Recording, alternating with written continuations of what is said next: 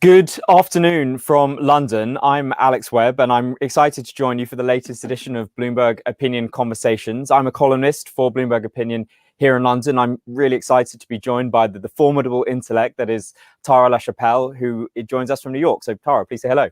Hello, thank you. So we're going to be talking a little bit about Tara's piece from earlier in the week. Headline was Netflix is a Wall Street banker's dream. And it talks about the way that the great success of Netflix has really precipitated a spate of deals from other media companies, from AT&T to Disney to Discovery, all sorts of big media companies. And I suppose the thing, thing that you point out in your piece, Tara, is that the amount that has been spent on media deal making in the past 3 years alone has easily surpassed Netflix's market capitalization of about $230 billion last time I looked. I mean, how do you think that capital could maybe have been better spent? Well, and what's really striking about that number to begin with is that all these deals are being done in the name of beating Netflix, and yet Netflix got to where it is without doing any of those. So it's really interesting to watch this kind of unfold. If you look at the share prices of the traditional media companies and Netflix, of course, investors are clearly valuing the innovative organic growth more than the resistance to it. And I think also if you study after study have shown, including one that I did some years ago, that mega mergers tend to lead to the destruction of shareholder value over time. So they don't really pay off. And if you look at the best deals this industry has ever done, they are not overly complex or expensive. I think of Disney buying Marvel and Star Wars, where it was about the content, not about gaining scale for the sake of scale. The scale kind of came as a byproduct of the collective creative genius of this company and the assets they were gaining. So, with that said, I do think it is really hard, though, to look at these companies and say they should have done X or Y instead. They had or have very profitable cable TV operations and theatrical businesses that employ many, many people.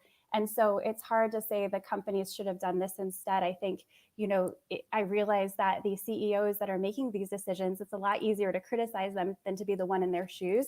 So it's two different strategies these companies are employing, but obviously Netflix is the favorite right now.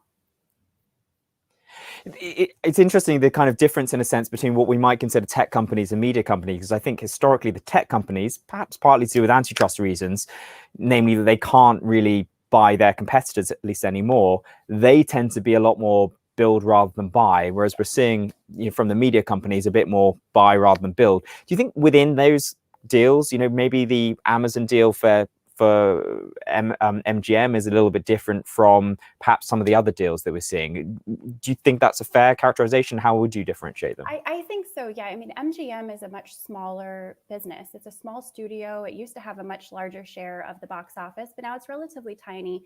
And I think what Amazon is trying to do there is not gain scale for the sake of it. I think they're looking at Prime Video and realizing that even though there are a lot of Prime subscribers out there, they aren't using the service, or they're not as loyal to the Prime Video service. A lot of Prime Video users are also Netflix subscribers, which tells you they feel like they have to have a Netflix subscription, that Prime Video isn't enough.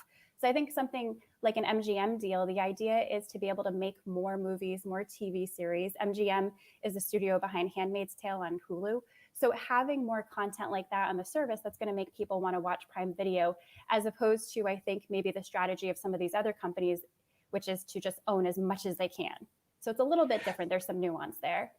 So it's sort of about the IP, the intellectual property, whether that be Bond or Bourne or whatever. I mean, it's not right. Bourne, but certainly Bond in these cases. I mean, why do you think, why do some of these media companies seem to think that it's important to acquire scale? I think the reason they think scale and consolidation is the key is because of a fundamental flaw with the streaming business. So if you think about traditional cable TV packages, you paid a single subscription for a whole heap of channels owned by many different companies. And maybe we didn't need all 300 of those channels, but what we have now is something drastically different. And what we're doing now is we're paying for essentially each channel or each brand of channels individually. So Disney is its own subscription now. Discovery is its own subscription, and so on. And I think what these companies feel like they need to do in order to replicate Netflix's success is to own as many popular and wide-ranging channels as their balance sheets and regulators will allow them. But again, it's really interesting because Netflix got there without doing any of that. But I think it goes back to this sort of MBA educated traditional CEO mentality that when you're threatened, you must buy. And again, that's the difference between these traditional media companies and a tech company mentality where it's about building internally. But right now we see Discovery buying Warner Media and HBO Max to put reality TV content with premium programming. And I can see the rationale for that.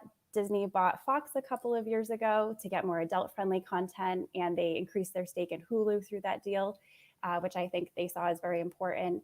And now you have Viacom and CBS merge, and now Comcast is reportedly interested in Viacom and CBS, and they already own NBC Universal. So again, it's all about just getting bigger and bigger, owning as much as you can. But we'll see if that's going to pay off. It seems like they're using consolidation to be able to break out of the cable bundle, which is a dying product, and become their own streaming silos. But we don't know if that's the right strategy yet. Netflix kind of recreated the entire cable bundle themselves without doing a lot of these big expensive deals, and instead focusing on the content and on the quality of the technology of their products. So can I just unpick that a little bit? So, I suppose if you are interested in buying Viacom CBS, or if you're Disney even acquiring Fox, I suppose, what are you getting? You're getting the sort of FX, for instance. You're getting the channels. You're presumably getting the shows that come with those channels, and you're getting the audience, which perhaps is loyal to those channels. And of course, if these channels, in the case of Viacom CBS, they have Paramount Plus, their own, OTT, over-the-top streaming service, you're then going to be buying those subscribers as well. I mean, is it possible to kind of get a sense of which of those 3 or 4 factors are the more important? I mean, obviously it's a combination of all 4, but what is the kind of metric they're looking at? They're saying we are getting channels that have loyal viewership of X million, or what do you think is the kind of key dynamic they're searching for? It's funny. I wonder the same thing, because when I think about in a consumer's shoes, we aren't loyal to certain channels. Half the time we're using, on old cable packages, we're using the TV guide to remember what channel this show I like is on. It's very rare that there's a show that you really identify with the network that airs it. And Netflix only increased that because a lot of these shows, think of like Breaking Bad, a lot of people watch that on Netflix rather than AMC when it was on cable. So yeah, I mean, I'd be curious, what do you think about that? Do you think that this industry is maybe overvaluing the idea that consumers are very loyal to brands versus they just like the shows that they like, and when there's a good one, they'll watch it, and when there's not, they'll change the channel? I think maybe Marvel and Star Wars are like the rare exceptions there, where you have people actually, they recognize the Marvel name and they know when there's a Marvel movie, they want to see it. Yeah, I kind of wonder if it's an element of FOMO, that they're seeing, that executives see consolidation is coming, and that there are big name brands out there, and ultimately consolidation is kind of in everyone's interest. The fewer players there are, the more market power you have. But you see a shiny thing and you want it. You don't want your competitors to have it. And so, perhaps, I mean, look, I'm sure there, as you say, in corp dev departments or corporate strategy departments, people like looking at the ways of valuing these assets. But ultimately, yeah, it's kind of like a couple of guys, usually guys, unfortunately, in a boardroom working out whether they want to do the deal or not, and voting and saying yes or no.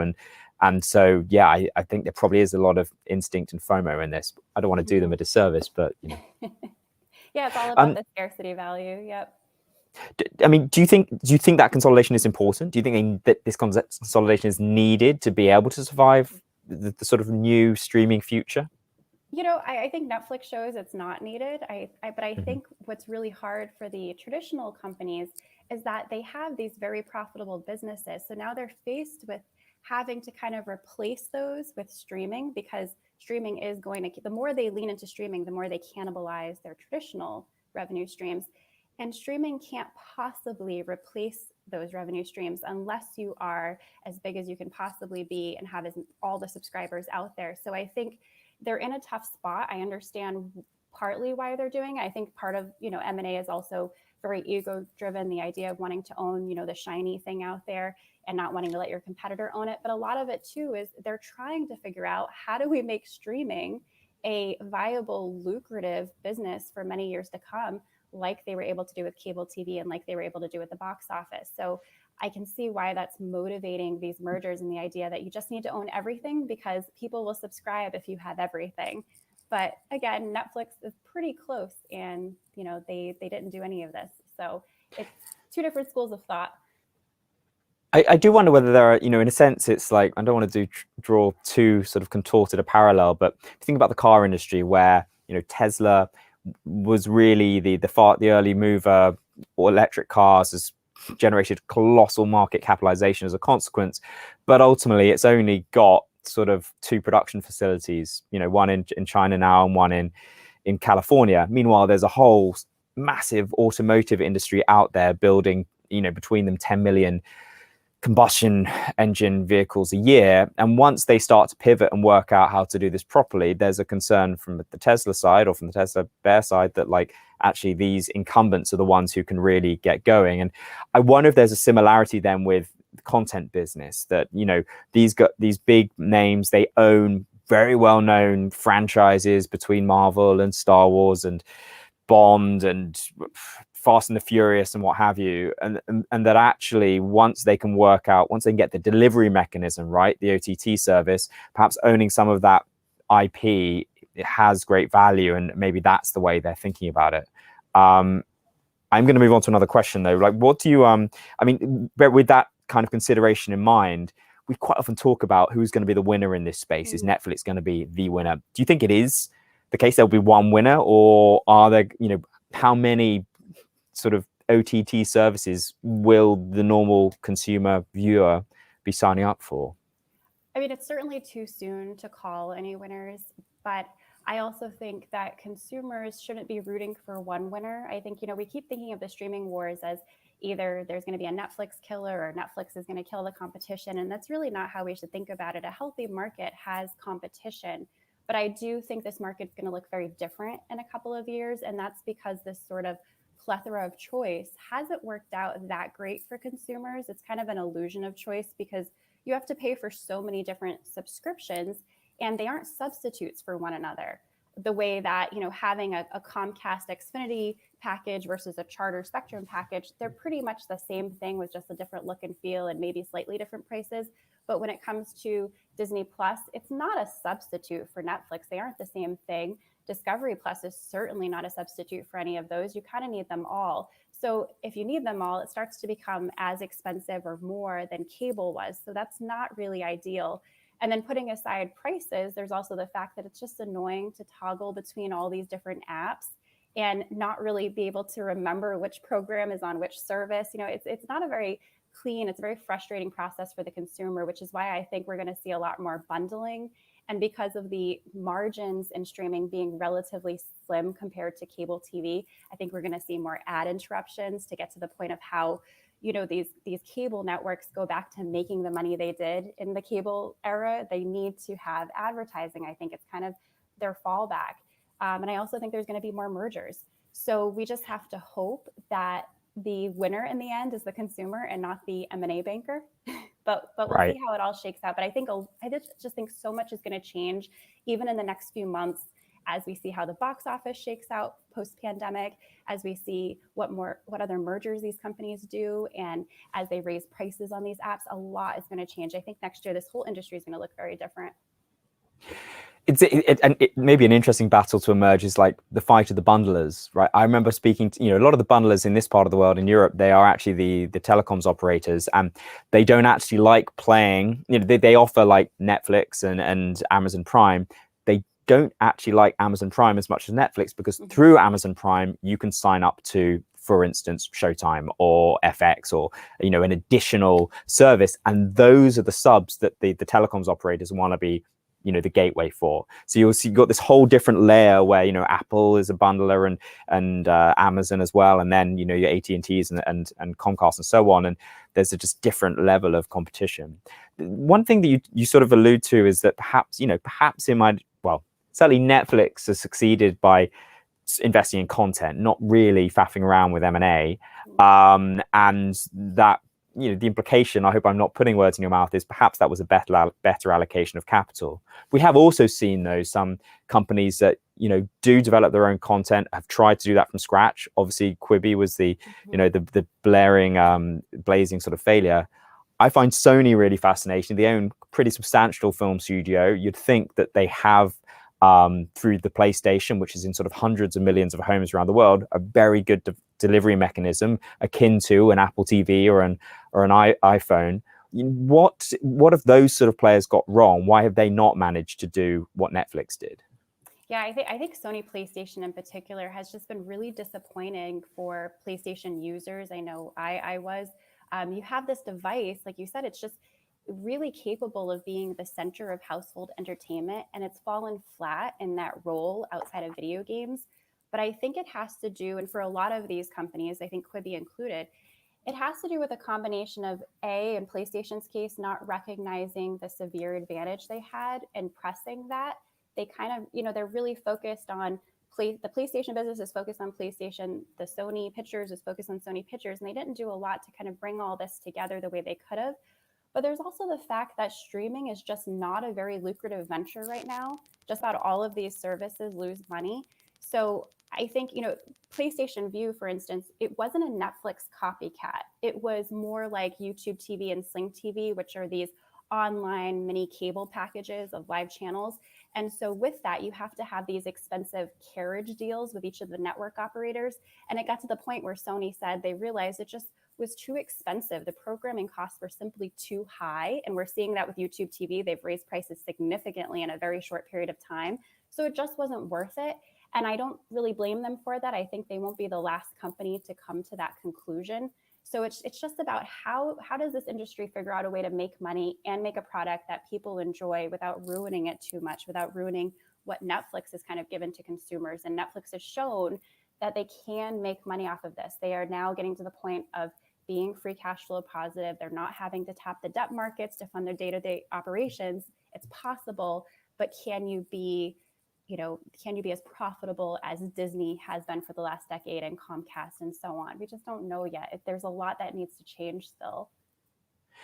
So I think this might be the last question. We're running out of time, but that does seem to be a neat allusion into this, into a reader question or a viewer question that we have. That some of the interfaces that streaming apps have are not brilliant on certain devices, and that you sort of allude to that with the Sony example, that maybe the user experience is significant. And fair play to Netflix, it is a pretty good user experience. There are details in that app just to do with the way you scroll, for instance, that make it easier to use. Like, actually, sometimes we sit there and go, is Netflix a tech company or is it a media company?